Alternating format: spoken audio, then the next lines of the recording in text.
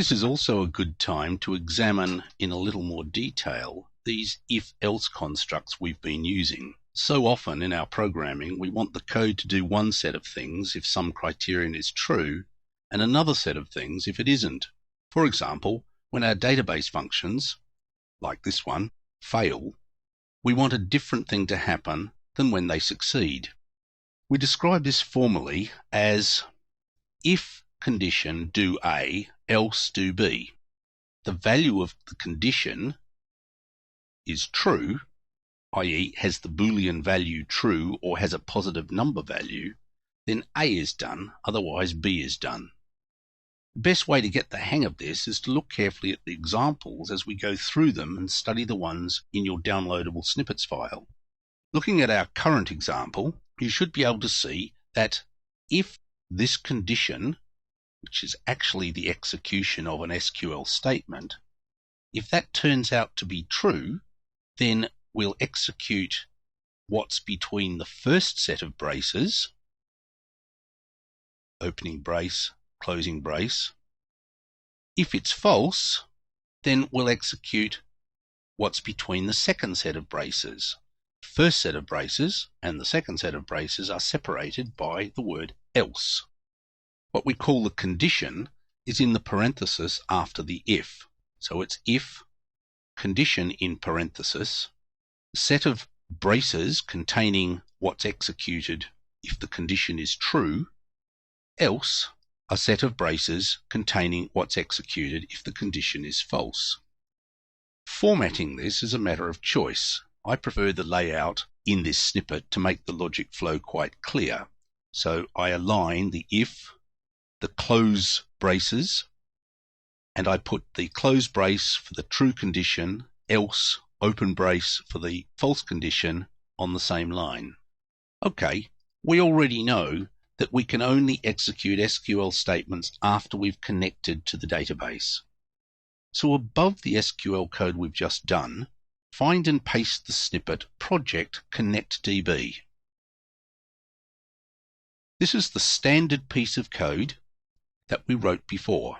We identify the parameters, the hostname, username, and password. We identify the database name. We connect to MySQL and select the database. And then we construct a success variable, starting with the value true, and make it false if either we're unable to connect to the database or unable to connect to MySQL. Then we put in if DB success is true, then execute this code. So we need to take all of our code, cut it with Control X, put it into this success test, mark the code and indent it between the success braces. Of course, for this particular script, we're actually only connecting to MySQL. We're not selecting a database, just deleting it.